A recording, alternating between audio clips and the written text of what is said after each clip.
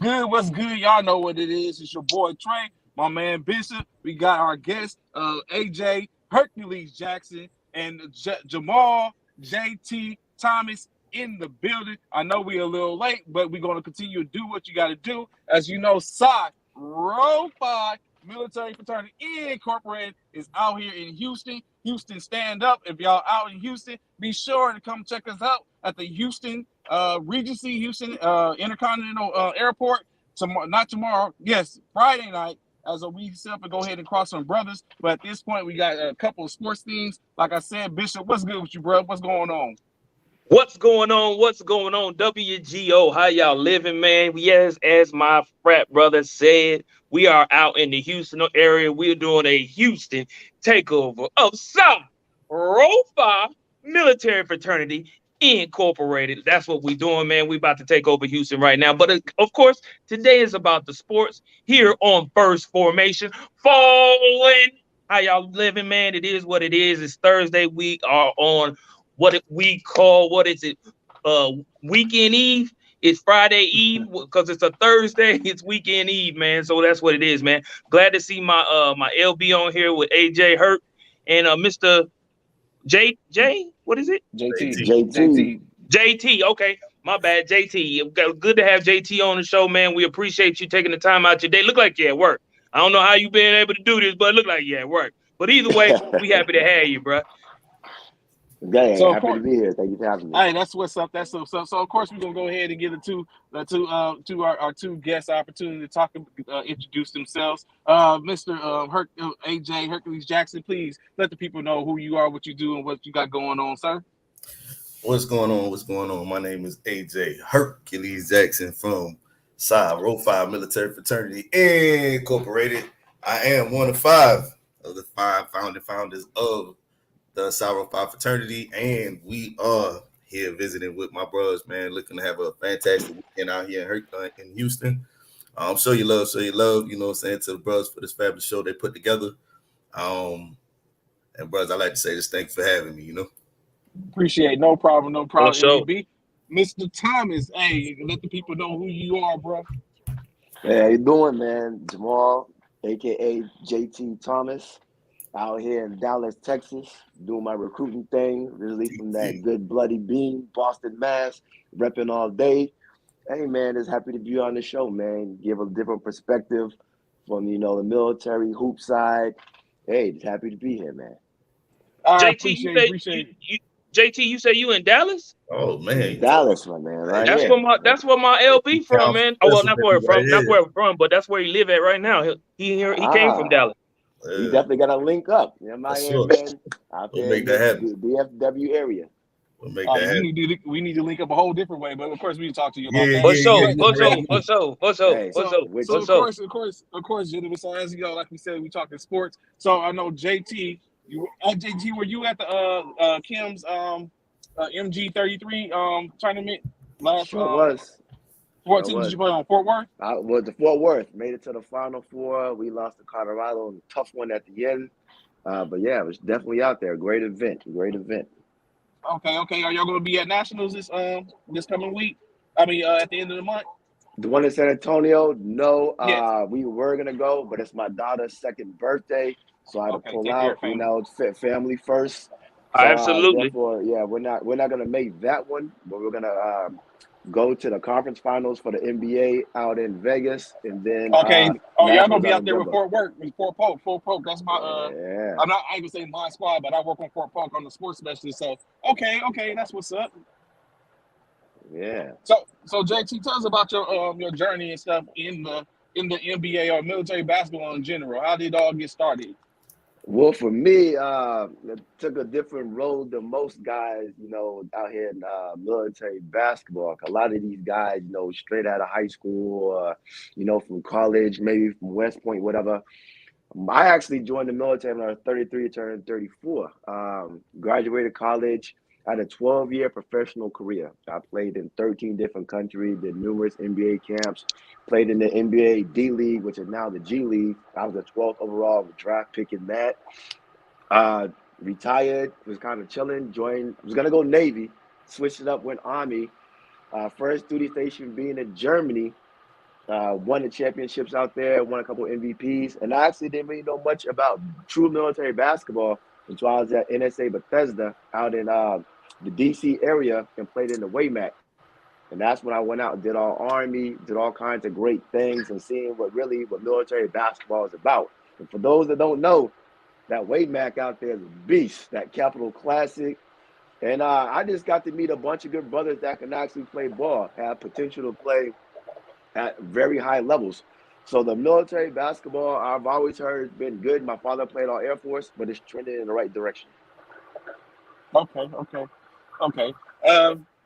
Mr. Hercules, or correction, MEB Hercules, what have you been doing in the military? I understand Air Force. We always have to have that token Air Force dude in our arm. So you know what I'm saying, but I know you can hold your own. What did you do in the military, and what have you done since you gotten out? Oh man, you talking about sports wise, or you talking about just military for the most part? Oh, military, man. I started my career off as a PJ, a pararescue jumper in the Air Force. Got injured, and then I had various careers after that,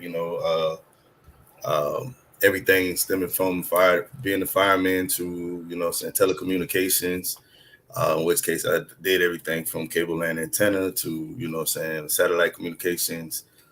Went on into, I think I became I was a recruiter. No, I went into quality assurance, QA after that. Did that for a little bit, and I was in Japan, man, Okinawa, Kadena, and I was introduced. I was just about to go to the drill field, and they introduced me to recruiting, and they sold me on location.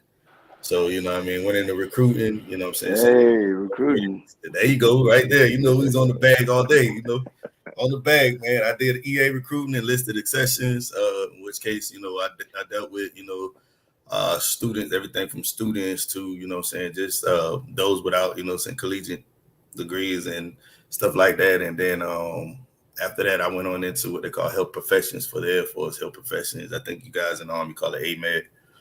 I went into that after that, man. And after that, it was time to punch the clock, man. 20 years of change, man. 20 years of change. You got me on with the right guy. Not only he's a recruiter, but he did medical. Both things I do. See that? And we in Dallas. Yeah. So Trey, what does that mean, Savvy? That means there's one thing missing. Ain't that right, LB? It's one thing missing. You got the right person down there, right? Them colors. Let's go. One thing missing. Gotta get him on. One thing missing. Yeah. Another good thing that I forgot to mention for all you people that are watching the DFW area, I'm your favorite real estate agent out here too. I had dabbled in that real estate. So if you try to get your dream home, put in that plug. Whatever. Put that plug in. Put that plug in. I see you. Put that plug in. So MEB, as we talk about, I heard you talking about saying, of course, AMED and what the Army's equivalent AMED. So I heard you was pretty cold on the court at one time. That's the word on the street, Trey. That's the word on the street, Trey. Ain't nobody seen it, but that's the word on the street, Trey. Like a leprechaun. Did a little something. Put in a little work. You know what I mean? I didn't quite play for all Air Force. To be honest with you, that come from a lack of knowledge. You know what I'm saying? Like you said, you came in and then you went to the DC area and was introduced. You was hooping all this other time, you know what I'm saying? And it wasn't until you got in the right location and people put the right type of information in your head, you know what I'm saying, that you learn to actually have access to all of that stuff. But what I will say is I did play back with the legendary Bitburg team in Germany. I don't know if y'all knew about them, you know what I'm saying? Okay. Cool. You know what I'm saying? So and the team, it was hard to get on that squad. So, you know what I'm saying? If you made it, hey, you about something. There you go. You know what I'm saying? So, there you go. I was all right. You know what I mean? I was all right, man. I wasn't no slouch. I don't think so now. Right now, you know what I'm saying? I still got the game. My body don't move like my mind do, you know what I'm saying? So the way my disability set up. And you're saying as a point guard, you got to distribute. I can still put the ball in the basket though. That's all. Hey, that's all that matters. As long as you do that, you good. I still put the ball in the basket though. So yeah, but I don't think like he still got young legs, man. You know what I'm saying? You know that, I ain't got no college and nobody need. But I gotta Yeah. let them know, you know what I'm saying? I represent for us OGs. When I get out there, if they see me, I'll be like, listen, I've been doing this longer than you've been alive. They hear my age. They be like, there's no way you're in your 40s. And I'm like, hey, we can still go. So I'm Yeah. probably the oldest member in the all JT, you forces 40? tournament. I'm about to JT? be 40, about to be 42, my brother. Oh, He okay. right there with Okay. us. He right You there right with there us. with us. All right. Hey. Okay. Okay. Hey, All right. but So, these jump wings say something different on these knees though. You gotta say that. You gotta say what you gotta say. These jump wings say something different on these knees. Yeah. so as we before we get into the, I want to really get into the NBA, especially if we hurt JT on, but of course we got to talk about Bruce Arians stepping down as head coach to take a position Wow. in the front office. Mm. That's not surprise. I mean, Wow. that's a surprise. But even further of a surprise is who's getting the head coaching position. Man, to be honest with you, I don't feel like that's not surprising to me because of his health condition. Okay. You know what I'm saying? Like he was having those health complications. So, you know what I'm saying? I don't necessarily feel like I'm necessarily shocked that he decided to step down as being the Bucks head coach. But, you know what I'm saying? I also feel like that the Brady, you know what I'm saying, retirement was a bit of a scare. So I think he just kind of wanted to stay up there while, you know what I'm saying, he finally got that other ring, you know what I mean? And, like just kind of, do his thing. He feel like he's still competitive, but I think he probably feel like he'll be in a better predicament if he stay in the front office versus head coaching. More job Okay. security. Yeah. Yeah. I mean, if he stepped down because of the fact of his health issues or health concerns, it makes sense. You know what I'm saying? Because and I guess it all depends on exactly what his health concerns are, in my opinion. Because stress is stress, no matter where you go, whether you on the field, downstairs on the turf, or you upstairs in the booth behind the scenes or whatever. Stress is stress. So Right. if Well, he's you know, trying to he get had away cancer from at one stress, point. yeah, if you're trying to get away from stress, I don't feel like you're doing it by going to the front office. But again, like I said, I don't know what his health concerns are. Either way, they just stated that defensive coordinator Todd Broyles has been assigned the head coaching position in place of Bruce Arians. So they've already got their head coach in place in Todd Broyles. So there's no need So for them to look for a coach. And Yeah, so that's the I surprising part to think. me. Go ahead, Okay. go ahead, go JT. Not gonna say I don't think it's really surprising that they went with Todd Boyles, especially with as much scrutiny as the NBA is going on. I mean, the NFL is going on right now with hiring minority and female coaches. I think for them, to them it makes sense, and I like it. It puts a fellow African American man in a position to be successful. There's already an NFL caliber team.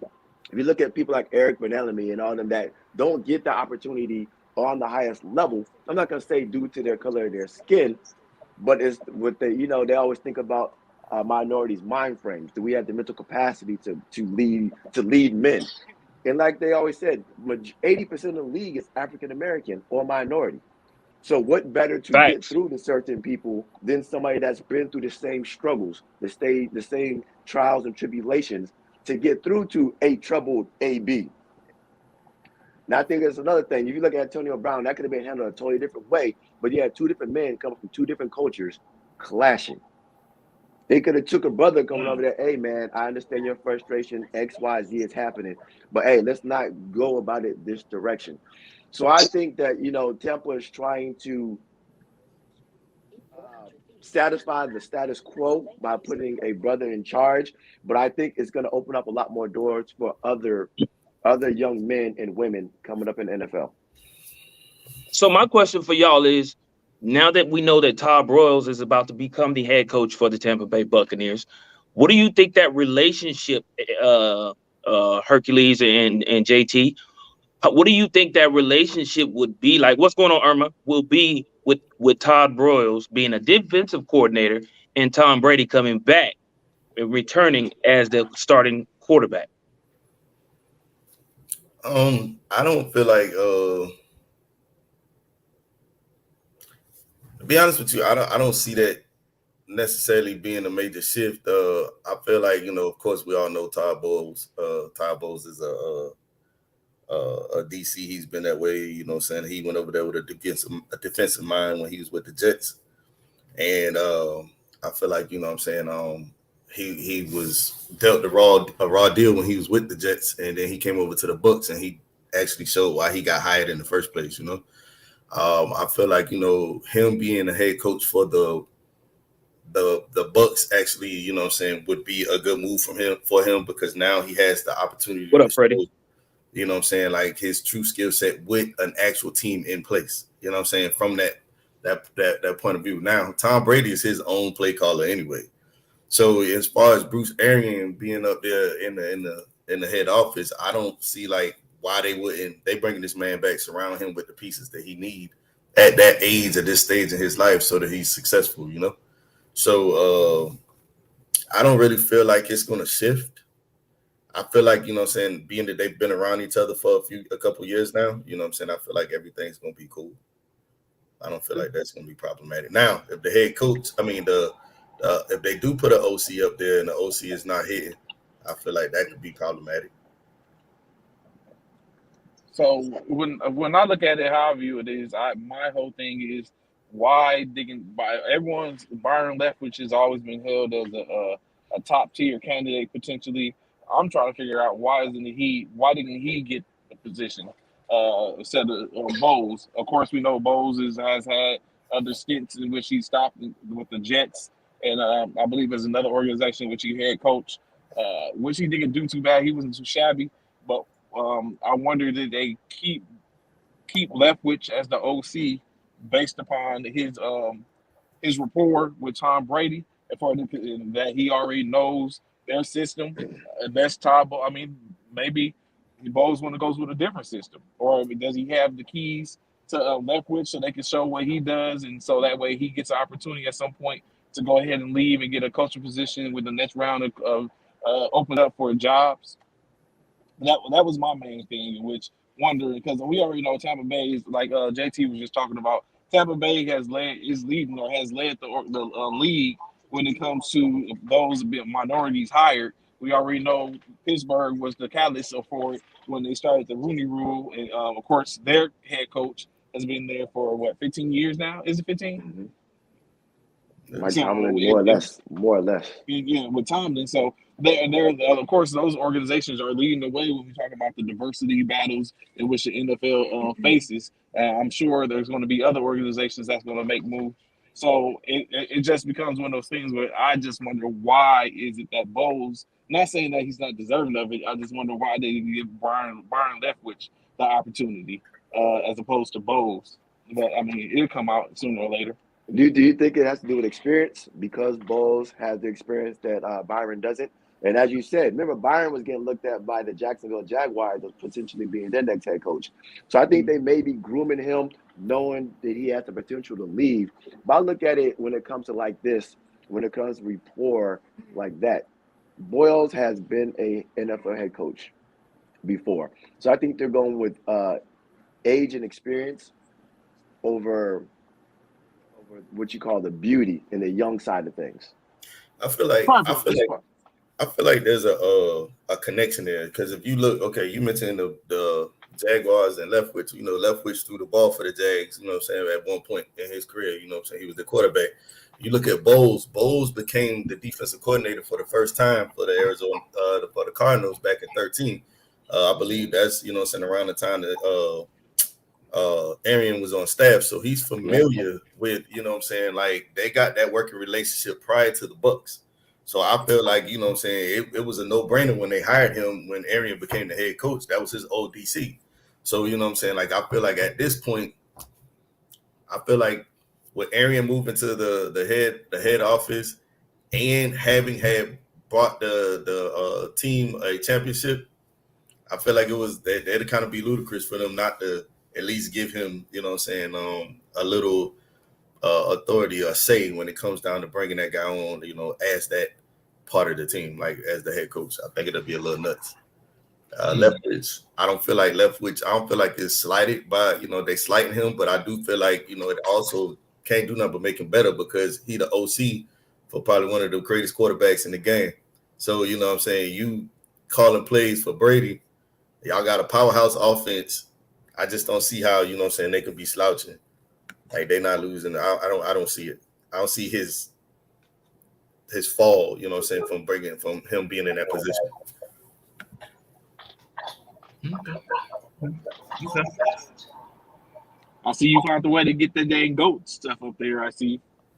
Oh, of course. I had to find a way to figure it out, man. And once I figured it out, I got it. You know what I'm saying? So yeah, I'm back on GOAT status. You know what I'm saying? You know, it is what it is. You know, I can't hate on it. You can't hate on it. You know what I'm saying? Can't hate on it. The GOAT and everything except fantasy football. Hey. Why you bringing up old stuff? Hey, those 2 years was damaging. Dismal. I know it was bad, bro. It was bad. It was tragic. Well, before I jump off here, so Bishop can go ahead and take the helm. I wonder, Bishop, y'all bring it back. I see Philadelphia's bringing back the throwbacks. That's what it is. Oh yeah. We going back to the Kelly Green Jones, man. Philly gonna come back with the Kelly Green Jones. Hopefully they add a little spin to it. You know what I'm saying, in regards to the Kelly Green Jones. But yeah, they bringing them back, bro. They bringing them back, and I'm happy. I'm happy to bring them back because I actually do have a Randall Cunningham Kelly Green jersey. So yeah, it's definitely gonna come in handy this upcoming season. So I asked y'all this gentleman this. What do you think is the most fire uniform of late?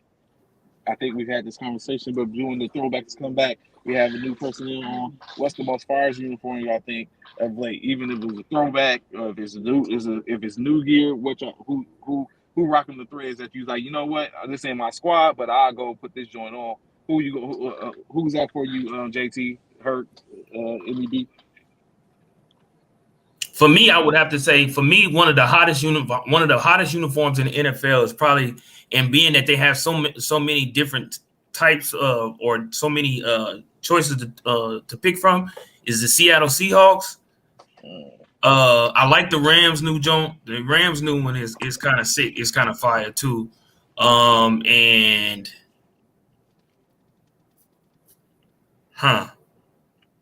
Tampa Bay's don't go to. I know you ain't talking about Atlanta's.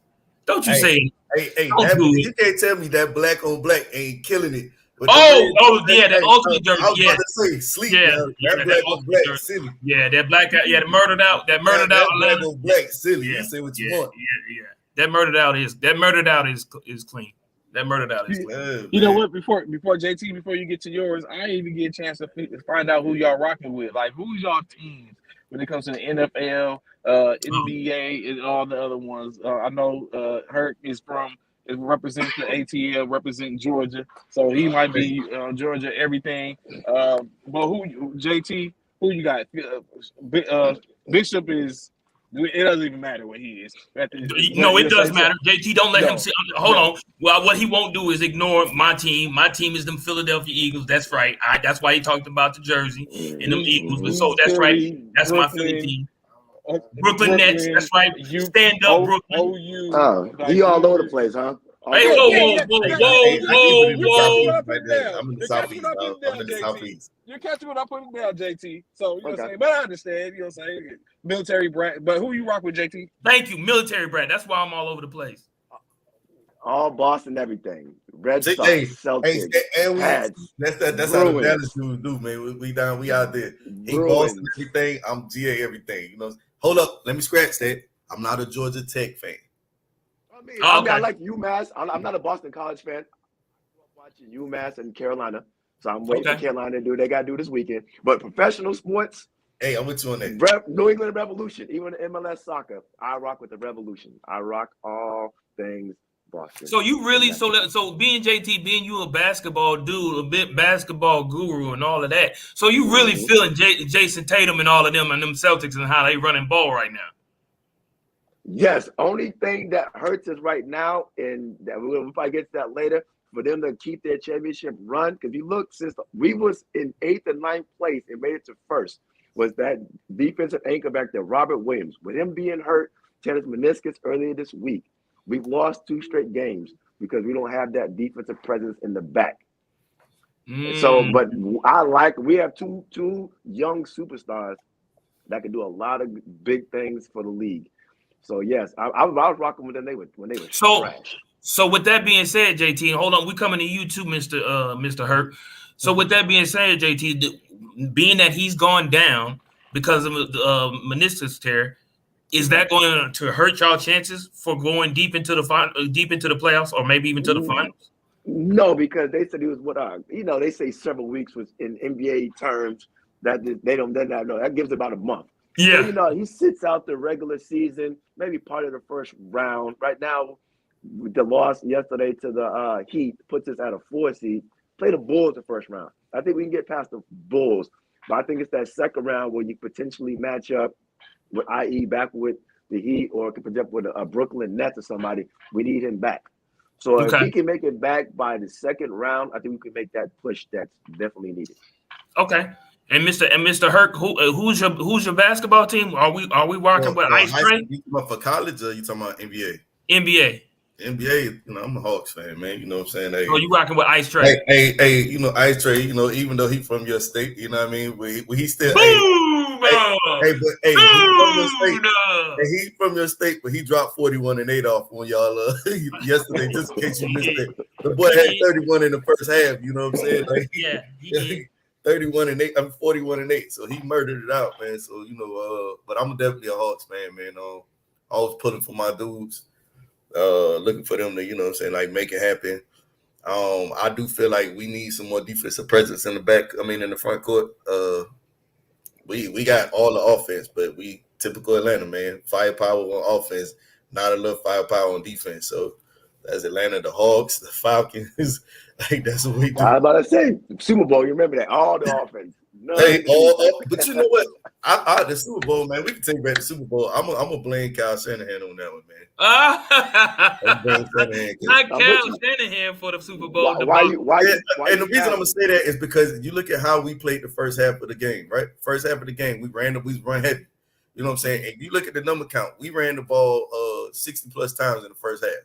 Second half, we ran the ball 17 times. You know what I'm saying? Like we was forcing stuff down the field. I feel like we changed. Yeah, they didn't play a different defense. We didn't come out with the same offense though. You know what I'm saying? And I think we played into their hand, and then they started listening to the players instead of coaching. And I feel like when they listened to the players, Devontae wanted to come back in the game. Key turnover of the game. Devontae misses the block. Hightower sags Matt, fumbles the ball, touchdown. You see what I'm saying? We never recovered. Never recovered. But you guys should have learned from Seattle when they threw the ball on the 1 yard line when you got a man named Marshawn Lynch in the backfield. Idiot, Facts. So, Mr. JT, real quick, man. So I see that you got some serious accolades behind your name. You played 12 years as a professional to include overseas. You was in the NBA G League. Yeah. Yeah. Okay. 12th overall pick in 2006. That's what's up. That's what's up. So you mad balling. Okay, that's what's up. You currently play for the Fort Worth Aviators? Yes, sir. Okay. That's the squad I'm with now. Okay, so with that being said, right, and you said your team is, of course, the Boston Celtics. Yeah. So when you look at today's, first let me ask both of y'all this too. I know Trey's in the back office, but let me ask y'all both of this. We ask everybody the same thing once they come onto the show.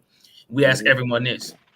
Y'all know, of course, I'm sure y'all know of the great Mount Rushmore, correct?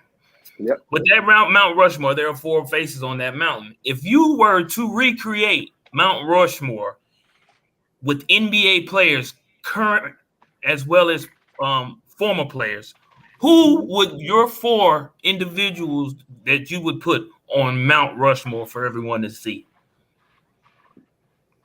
Either one of y'all can go first. It don't matter. AJ? Man, I would. Oh Lord. Yeah, it's only 4. It's only 4. I would. Ooh. Pass over. If I went quickly, I'd probably go. Of course, you got to go with the GOAT himself. So I'll go Mike. I probably had to put man. Hey, you go first, JT, man. Go ahead. For me, Mount Rushmore, and it's like no knock on anybody.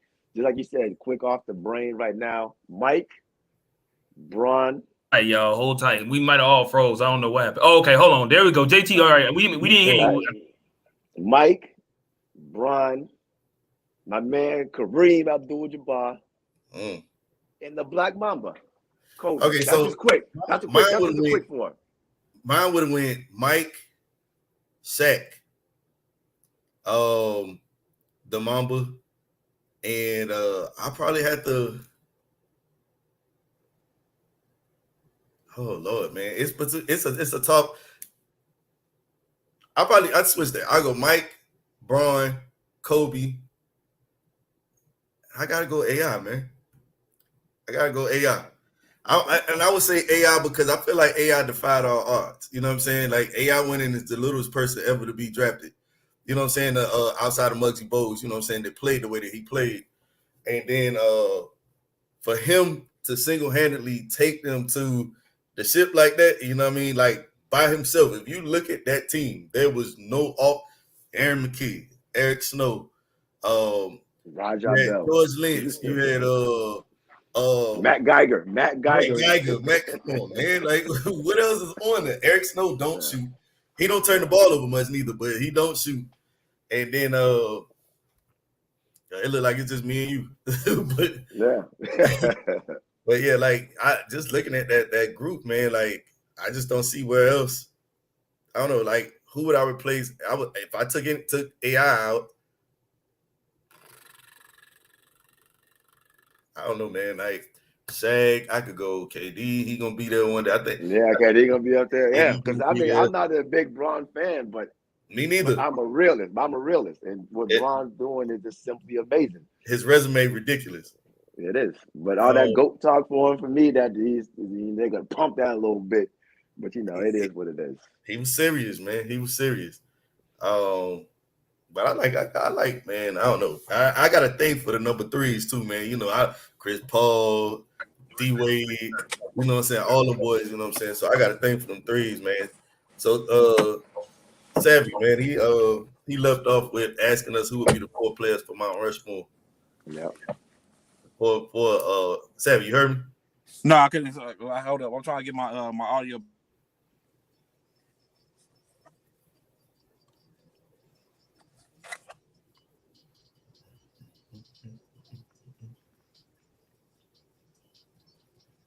But yeah, man, you gotta look at, it's a bunch of them. You right? can throw a lot of people you can throw on there. You can throw your Birds, your Magics. Yeah. Some people Isaiah. Just Hakeem's. It's tough. Yeah, the dream, man. The dream was serious. Okay, I'm tough sorry. out here. Yeah, so we was talking about before Bishop had dropped off. He was asking about the 4 faces for Mount Rushmore. Okay, the Mount Rushmore for basketball. And who was your picks? Mm-hmm. Hey, man, I did MJ, Kareem, Kobe, and Bron. I did MJ, Bron, Kobe, and AI. So why did we talked about yesterday when Lou was on? Mine's was MJ, Magic, Bill Russell, and Steph Curry. See, Bill Russell was another one. That's another one. Yeah. That's another one. Bill Russell. What I missed? I missed it. I know. I missed it. But no, I'm in the hotel with you. What is you talking about? Mine's smooth. I'm on my laptop. Mine's smooth though. I'm on the laptop. I'm not even on my phone. Oh. Either way, let me hear real quick. JT, who's your phone? I did Kareem, MJ, Mamba, and LBJ. Yeah. Say, mine was see you frozen again. Right in the Trey's trap. Hey, Jay. Yeah, you frozen again. So JT, why you on and stuff like that? So enlighten us. Oh, I'm here. And give us a little bit. Yeah, he's still there. So enlighten us and give us a little bit in reference to your military basketball career and that whole journey, especially like you say, coming in late in your in your career and being the person who had played overseas in different arenas. What has it been like when you came on the military basketball scene? Like, have you seen a lot of people? Have you seen people who's like, man, you should be playing playing at the next level, and things of that nature? Yes, I definitely came and seen players here that have the potential to be playing beyond military basketball. Some of them, college level, some on professional level. But one of the biggest takeaways that I had to come in with mind frame that I've seen is patience. Not everybody's played at the highest level. Some of these kids coming out can play, but they're raw. They're uncoached. They're coming in 18, 19, 20 years uncoached. So I remember being at the level I was, I'm expecting somebody to know the back door or when the back door, somebody knowing to rotate. So when it doesn't happen, I caught myself getting frustrated because I'm like, you should know this. But like as I got older and I took a step back, I got to realize everybody doesn't know the bare minimals or the fundamentals. Some people don't even know how to run a 2-3 zone. So you have people that have played at that level or should be playing at that level. Then you have people that think they're at that level, but need to, pump the brakes a little bit. And so, additionally, like you said, playing. How long you been playing NBA? Well, I've been playing military basketball since 14, but I came back to the States December of 16, so I'll say 17. So since 17 and now I've been playing in the States, but I started playing military basketball 14 out in Kaiserslautern, Germany. I did Kaiserslautern and Baumholz. K-Town! So since you've been in the States, who has been the hardest team, which you found to be your biggest challenge? Different years, different people. When I was with Bethesda, let me see, we was going back and forth with the number one team in the country with Langley Eustis. Us and Langley Eustis was going back and forth for the top seed. One year I played with Henderson Hall at Nationals. Fort Hood was a tough team. Fort Hood back a couple years back was a tough team. Bragg's always had a good team. But I'm going to tell you the truth. One of the toughest teams to beat is these Marine teams. And the reason why is they come with 20 people that don't stop running. So you may be tough. I saw that at the tournament, JT. I saw that at the tournament at the tournament in Fort Worth. I saw that they had a squad. They had a squad. We come with 6, 7. So after game 5, 6, I'm in my point. I'm tired. And here they come. They first 6 them play there. Now guess what? They got another 6 in the back, ready to run with you. So yeah. So sometimes their depth helps them, but they have a lot of good players too. But yeah, the main teams since I've been here at 17 have been Langley, Bragg, Hood, and Fort Jackson's been up and coming. Right now, Fort Jackson's a really tough team as well. Are you putting them in order, JT? By saying no particular order. No particular, because like I said, it's been different years. When the pandemic hit, I was still at Bethesda. Langley didn't get a chance to play, and like I said, one year I went down to Nationals. We lost the Fort Hood to go to championship. We ended up winning the championship that year. So it's been just different teams that stood out to me in my time here. And I got granted, I don't want nobody to think I left anybody. I haven't seen every team. I just now seen a lot of these West Coast teams and Texas teams, because when I was on the East Coast, we didn't see much of them unless they came to like the Capital Classic or we didn't see them to Nationals, but we not get to play them. So that's why I said, just based off what I've seen with the eye test, some of those programs have stepped up. And of course, back when I was with Bethesda, we were a major problem. I had some great players. So yesterday, Lou said he basically said Langley is a problem too. He's like, we're not number one for nothing. And he just think up and down. He did speak about the Marines, of course, in which Bishop was at the MG33 Classic. In which he talked about, he said the Marines was a tough team. They even dropped 20 on the Fort Polk team. So I hear the Marines are a problem. So I was looking. You took the words right out of my mouth. I was going to ask what has the Marines produced or haven't, but of course, Bishop is starting to be the rhetoric. The Marines. Mm-hmm. Yeah, not too much about the Air Force, but yeah, the Marines definitely. Yeah. Wait a minute, he said Langley. He said He did Langley, say right? Langley. Well, he said Langley. Hey, Eustace, hey, actually. but that's why I said, hey Trey, but that's why I said, is that in any particular order? That's why I No, asked that. but let me ask. Let me Yeah. put it like this though. The Air Force did team up with the Army and Navy at Langley Eustis. They got people from Norfolk and they got people from Eustis. So I mean, it's just not all Air Force. Hey, Okay. So it's hey, not well, just all Air Force. in my day, you know what I'm saying, he mentioned K-Town, you know what I mean? So, you know, like Spank Dollar, we was, you know what I'm saying, like beast back in the day. Spank Dollar was God's man. Hey, so you know what I'm saying, we want, you know, I only speak Bitburg was legendary. So let's get there. Like, you know what I mean? Y'all say what y'all want. I only speak about when I hoop. I can't tell you about what they do. What they do. Yeah. We hear you, Ken. We hear you. But right now, the Air Force leading the way for the Air Force that I've seen has been Luke Air Force Base.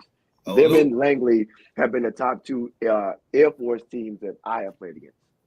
Okay. So no. There's no ill love for the Air Force. Air Force, we see you out there. No doubt. We try, yo. Yeah, no doubt. I ain't gonna lie. When I was out there, man, I was stationed out in Manheim, and K-Town was a beast at one point. K-Town did put in that work, man. K-Town had mad work that they would put in the tournaments, and I was explaining to somebody the other day when we was on the show about how big basketball is over in Europe, man. Like when Germany, when I say the gym was packed, bro. When I say the gym was packed, wall to wall, standing room only. Bro. And the locals hoop too, man. Like the locals be balling, you know, like boy. Hey, Harris to come drop 30 on you. You sit up there and leave that jump shot open. And Harris and Mets and all them boys, Ginsborn, they gonna give you about 30 buckets. Easy, bro. Hey, but if there's any hoopers watching this that play military basketball, little Jim, if you get to Europe and play in Germany, there are local teams you can play for. I played not at the highest level I did professionally, but I played for a pro team out in Europe, 1FC Ka, the football team out of Kaiserslautern. I played and got a little, little not big money, but a little extra money to put in your pocket to travel, and it allows you for those that you want to play at that higher level. That gives you the opportunity to play at that higher level. Like I said, it's not going to be first division, second division, but if you think you got what it takes to be pro, and you might be on the way getting out, get out there, get your face seen. Get out there, show people that you can play ball, and that can give you the opportunity to get to the next level. If you're planning on getting out the military, if ball something you want to do, let the military be a crutch. Absolutely. Or be a stepping stone to get you to the next level. I totally agree with that, bro. I totally agree with that 100%. I agree with that 100% because I played a little I didn't do the basketball, but I did the football thing, and I played a lot of. Yep. Yeah, I played where you had to have a nine. What was it? Nine players had to be German and two. Yep. Yeah, and only two Americans on the field at a time. Yeah. Yep, two at one time. So yeah, I did that. I did that. Matter of fact, the whole time I was over in Germany, man, I played full contact football. And he right, man. If you want to get out there and you trying to, you know what I'm saying, get noticed and stuff like that, because I honestly I ain't trying to boast or nothing, but I held my own in full contact football, man. I was at that time I was a running back, so I was averaging like 1,000 yards a season. Playing like 9 games, I think it was 9 or 10 games. I was averaging over 1,000 yards a season, so I had fun doing it. I had fun. It was a blast, man. Never thought I would be able to do something like that in the military. So like JT said, and anybody watching, just because you get into the uniform, don't think you can't stay. Don't think you can't still participate in a sport in which you love, because whether it's Army, Air Force, Navy, Marines, Coast Guard, Space Force, whatever you want to call it, there's still intramural sports in those armed forces, man. And take advantage of that. I'm gonna be honest, and I'm gonna ask y'all to, being that JT is still currently serving and AJ, you're a retiree. When you played sports while you was in the uniform, was it an outlet or was it just for the love of the game of what you chose to play? I personally feel like, you know what I'm saying, me playing sports was both. It was an outlet, and I feel like, it was a place where, you could just go and release whatever you needed to release. And I feel like that heightened, you know what I'm saying, my game actually, because I dove into it. I became not just a player, but a student. You know what I mean? Like, I understood the game. Like, you could play basketball, you could play football, but to understand, like reading, you know what I mean? Like, basketball, you can read defenses. You know what I'm saying? You see they setting up. You can see the trap coming. You can see if you got a shooting squad, you can see them bringing the zone forward. You know what I mean? If they got a ball hawk, you know what I'm saying, it's gonna get out there and he got great hands and he can, you know what I'm saying, cover a quick guard. You know what I'm saying? You can see them sending, you know what I'm saying, that one forward or something like that to guard you. You know, while they set in the box or the diamond. You know, it's a lot of stuff, and the same thing with football. So for me, once I found the niche, I was always an athlete, but you know what I'm saying, like I wasn't always a student, and I felt like, you know what I'm saying, that outlet portion of it made me become a student. You know what I'm saying, and I feel like I always say, you probably hear the cliche, you know what I'm saying, if I knew then what I know now. You know what I'm saying, and I could compare that to my skill set back then. Oh my God, you know what I'm saying? Because I feel like, like I'd have been an outstanding player because I just understand it. Like reading plays, I could just see stuff. So that's what kind of got me into coaching. Like when I was doing AAU ball and stuff in Dallas when I was here the first time, you know what I'm saying? Like coaching the kids, you know what I'm saying? Like I started to understand so I can adjust and teach and stuff like that. So, like that's my thing, like that's how I view it. I don't know, about you guys, but that's what it was for me. JT? Yeah, I agree. It's both. But one thing I always tell people when it comes to sports can teach you life lessons. It can teach you how to battle adversity. Because you're not going to win every game. You're not going to make every shot. But the thing is, how do you bounce back? In the military, kind of is like sports. You're going to have your good days. You're going to have your bad days. Mm-hmm. Are you going to have? But is it going to get you so bad that you can't recover? No, because guess what? It's teaching you teamwork. Rely on your battle buddies, your airmen, your whatever you call it in your respective branch. But it teaches you that it's okay to ask for help, because that's also a stigma that we have as African American or as service members, that everything is always okay. We're always doing well. So sometimes some people get on the court and that's where all their problems seem to go away. So that's where basketball, football, hockey, bowling is always a safe haven. And it's a good way for people to express themselves. It gets people out their comfort zone, to say for. If you're not a people person, guess what? It's going to make you have to interact with people. Yep. Therefore, I think it has the aspect of both. Got you. I agree. I totally agree. When it was for me, man, like I said, I use it as an outlet, and like y'all said, both said, it was a little bit of both, because I love the sport of football. I grew up playing football ever since I was able to play football, and then was able to have the opportunity to play it while in uniform too. It was a shock at first because I never knew it was something like that out there, and then to see it overseas for that matter as well, and I was like, damn, I could play the sport I love, especially being full contact, still serving in the military, and all while being over here overseas. Like that was crazy to me, and I enjoyed every minute. Like I said, I was over there for 3 years in Germany, and I played my entire 3 years I was there. And we rec shop for a little bit, you know what I'm saying?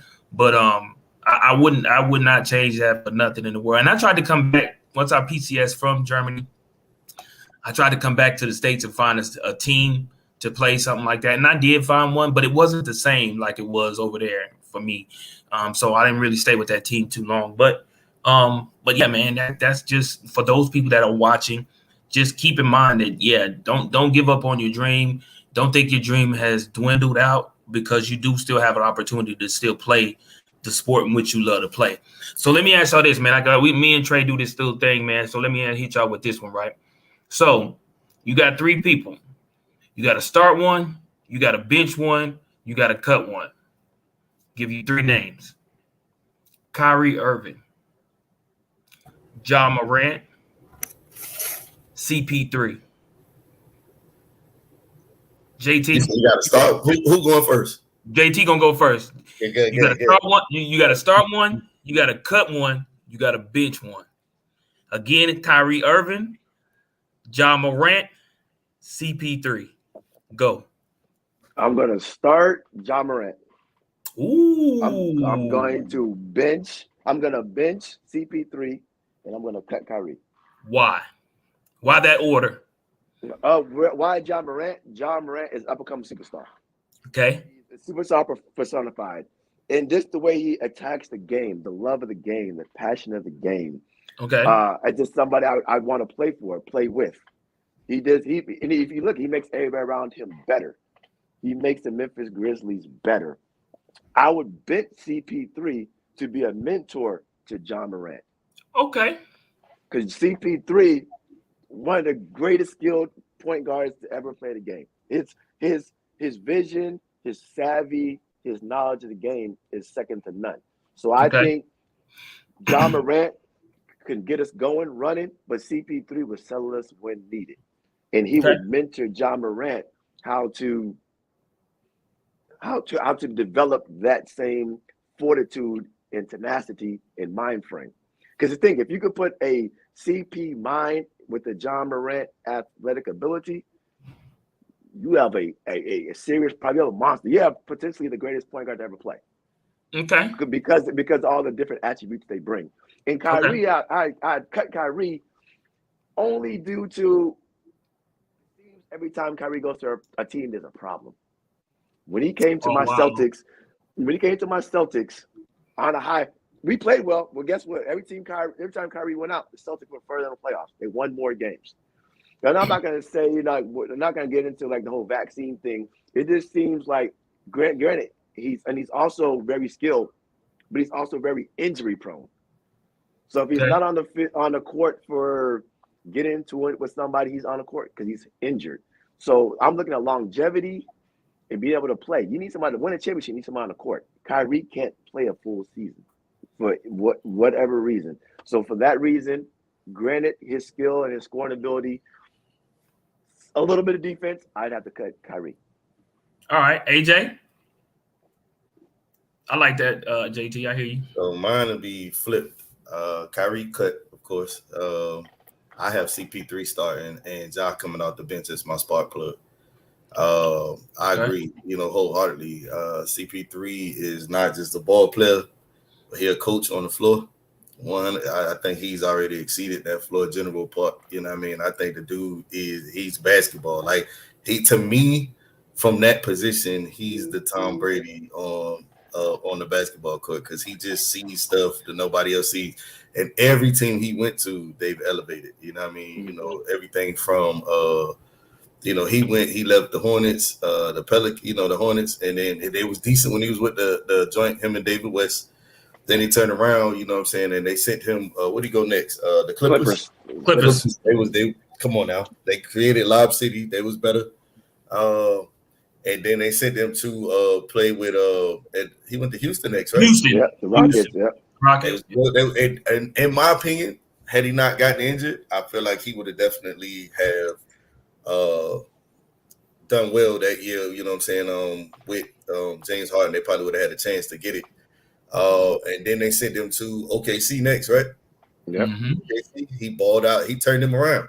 He left there. They went back to being trash, right? And now, I'm saying like, he out there in Phoenix. Now, everybody forgot all about Phoenix. They just knew you heard Devin Booker, but that was it. You know what I'm saying? He get to Phoenix, all of a sudden, they on the rise. You know what I'm saying? Like they in the championship. Yeah. They in the ship. You know what I'm saying? Like, I don't see why not put him there? Like, he's a game changer, period. Ja Morant, a jump shot away from being one heck of a player, man. Like, on everything. Like, that dude. Facts. He played. That is the new age AI to me. He plays similar ball. They play the same. He go to the basket. I can see that. He plays park ball. He's savvy in the passing lanes. You know what I'm saying? He's quick as I don't know what. You know what I mean? So I consider him a little mixture of a few things. He's small like AI. He got them long arms like AI. His shooting could be improved like AI. You know what I mean? Like, yeah, he a pest. He a problem, and he knows it. and he doing up to get better and better and better every year. So, yeah, I would definitely say Ja there. Kyrie, I love Kyrie Irving. Me too, bro. Like but the thing about Kyrie, you don't get better around Kyrie. Like, to me, you know what I'm saying? You don't get better. You got to come with the equipment. You know what I'm saying? Like, for instance, what player excelled as a ball player around Kyrie Irving that wasn't already a hooper before? I'll wait. Outside of the KD, that's about it. But KD didn't excel though. KD came there with that skill set.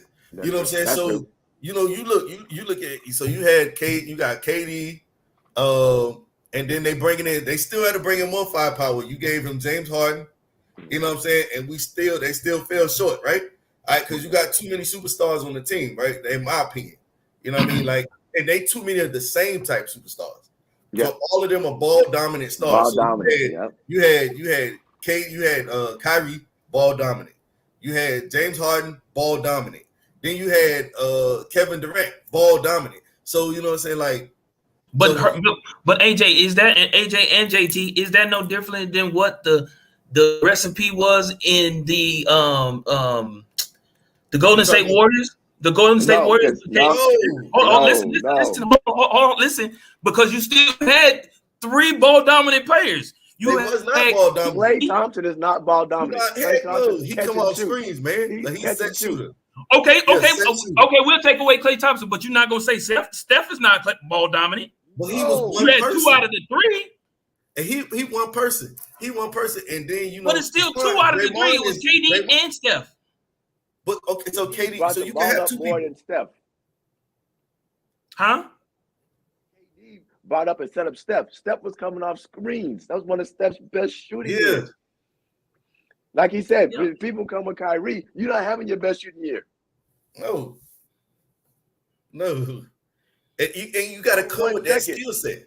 Kyrie not setting the offense for you. Even with Jason Tatum and Jaylen Brown, both of them have excelled since Kyrie has left. So Marcus Smart has ball. He's balling. Marcus Smart is balling out. Marcus Smart has balled out. So with those examples in which y'all two just gave me, is that the problem with the Lakers and their big 3? I think the Lakers messed up because first off, they should have never got rid of Caruso. I thought so the Lakers, so they don't have, if you look at the Lakers team, they don't have any shooters. They got straight scorers. You know what I'm saying? It's a difference. You know what I'm saying? So LeBron can put the ball in the basket, but he's not a shooter to me. You know, KD is a shooter. You know but he's not. Yeah, I know what you're going with. He's not a shooter, man. And then you looking at you talking about AD. AD is another type player. You know what I'm saying? That's kind of ball dominant, and it says he needs the ball. You got to feed him non-stop for him to get his stuff. And you know what I'm saying? So you got him. Then you bring in another person, Westbrook, a straight up ISO player. He was that way when he was with Denver, and he would go with Carmelo. You talking about Carmelo? Okay, Carmelo. Then you go Russell Westbrook. He couldn't play with KD, so you gonna bring him with LeBron? I wait. At least KD, you know what I'm saying, go spot up and shoot. But you know what I'm saying, like LeBron, he bring the ball up the court his whole career. So you know what I'm saying, you gonna bring Russell Westbrook to do the same thing in LA that he was doing with Houston, and that ain't work. Nope, it didn't work. Not gonna work. And they don't have no shooters, none. Who gonna spread the floor? Who do you have to? What reason? If you set in your defense, you playing defense, do you have to set your defense up to play honest deep on the court? You don't have. You can set traps. You can double players. You know what I'm saying, or whatever. They don't have to, because Russell can't shoot. He can't shoot. LeBron, every now and then he's streaky. He's streaky. Yeah. And Melo ain't what Melo used to be. You know, now back in the day, you wouldn't leave Melo open like that. That's a mistake. But you know what I'm saying? Nowadays, he ain't the same Melo. You know, life got the best of him. You know what I'm saying? Let's just be another. But Caruso was that spark plug, man. The dude then you had Caldwell Pope. You know what I'm saying? So You had don't forget about Kyle Kuzma and Ball. They got rid of all of them. Kyle Kuzma needed Kyle to go somewhere. Kuzma is balling right now. I feel like he was too intimidated. Different system. He can't play in the big lights with those type of superstars. Not everybody can play. Not everybody can play under the bright lights with those kind of people. Nope. And be successful. I think he was. I think he was definitely intimidated. Really? Julius Randle. Look at Julius Randle. Oh, he's balling. Oh, yeah, but I'm saying you're gonna take him away. You know. Well, yeah, he had to lead the Lakers to get nice. You have to take them sometimes. Sometimes people need to be their own man to be the man because they don't know how to be a Robin. You know, sometimes you got such a big person behind you that you shrink because you're trying to live up to that person. What you saying, JT? You know who a great example of that? Iman Shumpert. Iman Shumpert. Yes. If Iman Shumpert is in college, Iman Shumpert was a dog, yo. Like, so when he got to the Cavaliers and the Knicks, he was in the wrong system. Yes. Wrong coaching, and the injuries killed him. He was, man, you watch Iman playing ball in college. Mm-hmm. Listen, totally different player. Totally, like you just knew he was gonna shut it down. He was a dog, man. Played both sides of the ball. He had hops. Yeah, I used to like Iman Shumpert. Yeah, that boy could ball. I liked his game. I did. Yeah, I really liked his game. man. Yeah, I liked his game a lot. So let me ask y'all this, right? Because so y'all know right now it's a big debate in regards to the MVP in the NBA right now. A lot of people feel like the Joker may win it again. Some people feel like it should be Giannis. Some people even got Embiid in their poll. But then there's people who also feel like there's other players out there who should be considered, like the Ja Morants, like the Jason Tatums, like the Devin Bookers. So if y'all, being that y'all are basketball connoisseurs, who do y'all feel should be the top 3 front runners for MVP of the NBA season? AJ, you go first.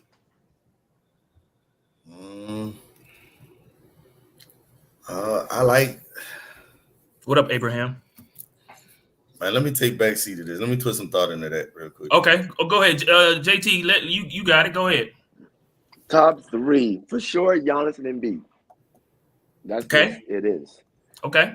For the third one, I like the Joker because what he's doing minus Jamal Murray. He has no help right now in Denver. That's the same could be said for LeBron.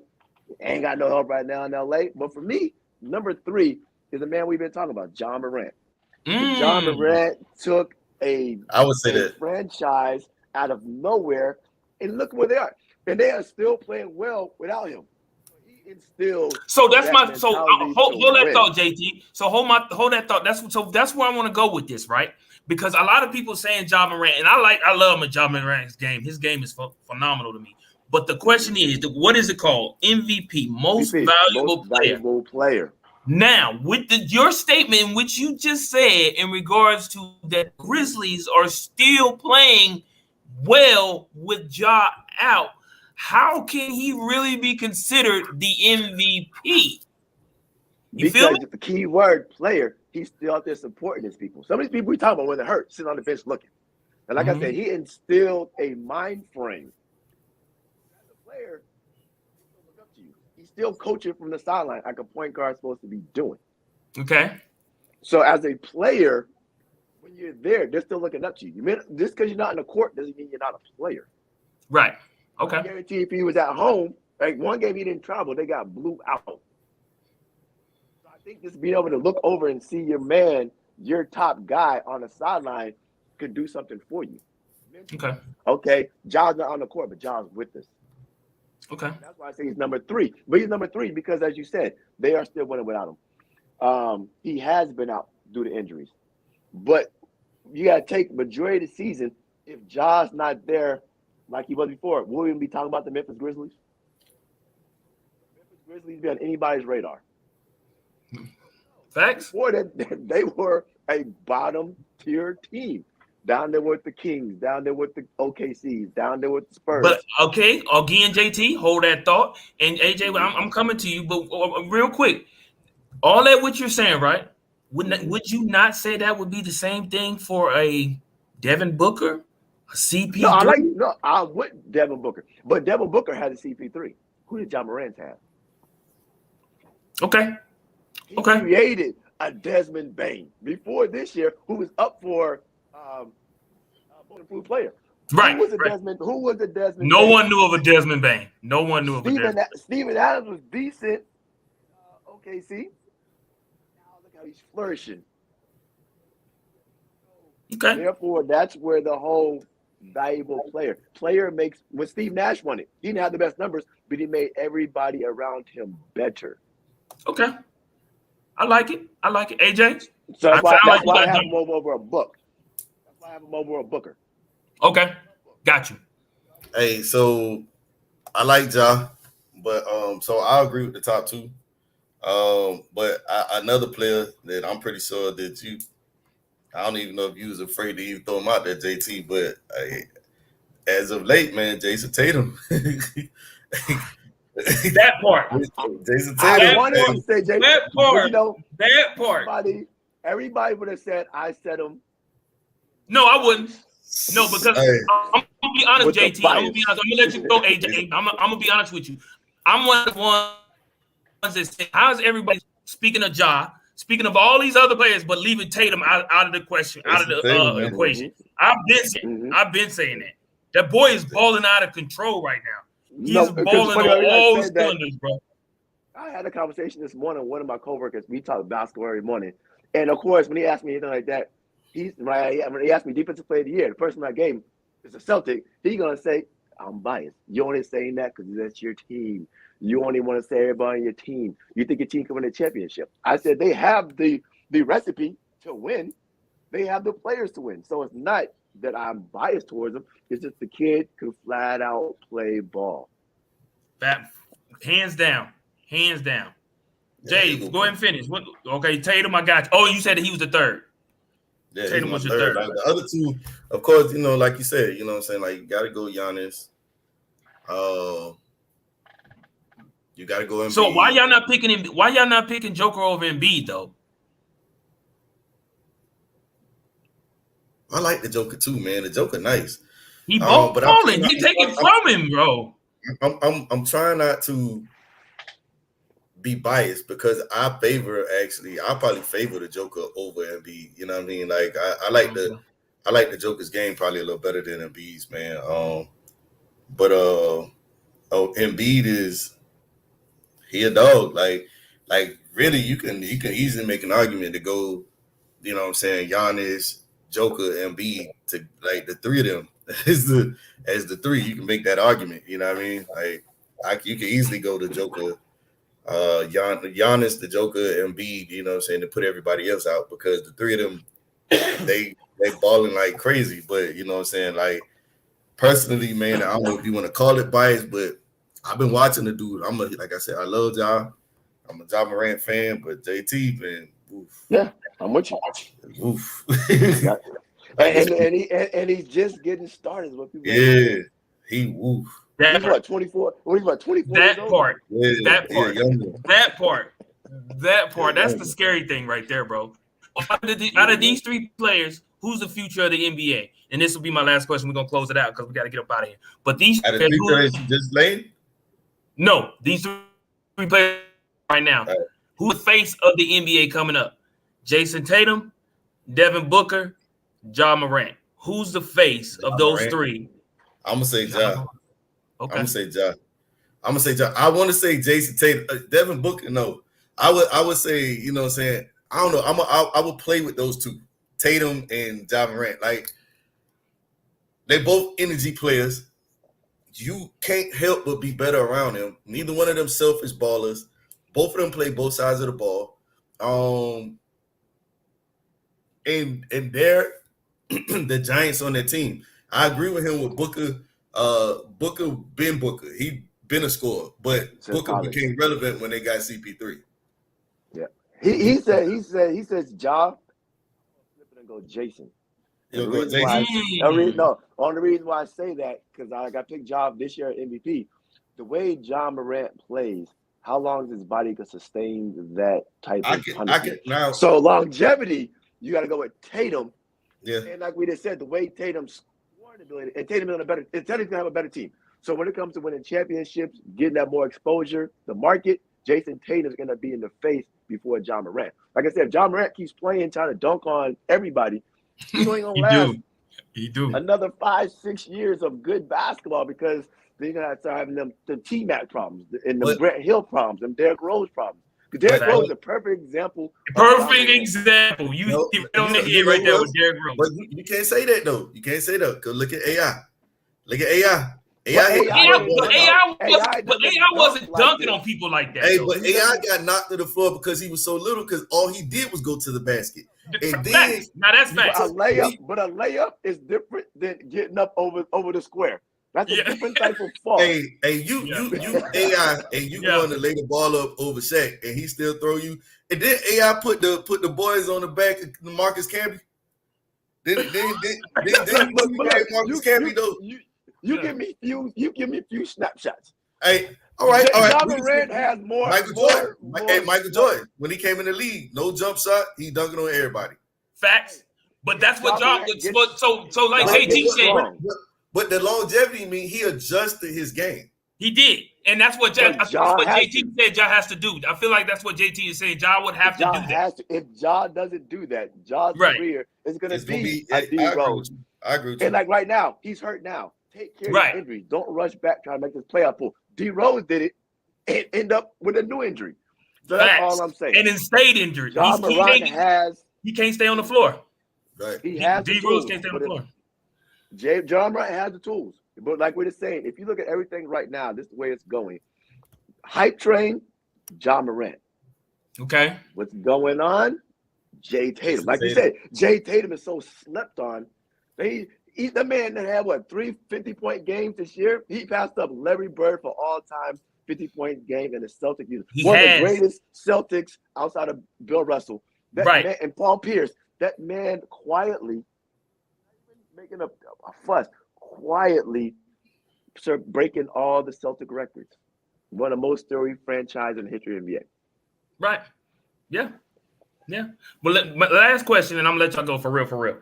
Out of those two, who are you building your team around? And you only can pick one or the other, Tatum or Ja. Who are you picking if you're the general manager of whatever team? You building. Go wrong. I don't think you go wrong either way. Either way. I don't think you go wrong either way. Okay. I don't think you go wrong. So if he took Ja and I had the second pick and I took Jason, I'm gonna be successful. If he took Jason, I had Ja, I'm gonna be successful. Okay. Because they're both young. Because you got to think they're both young. So they're not even in their primes yet. That's the scary part. That's the sick part. One of these kids is in their prime. That's the sick part. That's why I said it. Yeah, that's the sick part. All right, man. Well, I appreciate y'all, man. JT, thank you for joining us today. We really appreciate you. AJ, my LB, man. Thank y'all so much for coming on the show, man. This is First Formation. We appreciate each and every one of y'all for coming on the show. Freddie, Kimberly, JP, Abraham, all of y'all. Thank y'all. Without y'all, there would be no First Formation. We thank y'all so much. Be sure to tune in Monday through Friday, 09 to 1100 hours for you civilian personnel. That's 9 o'clock to 11 a.m.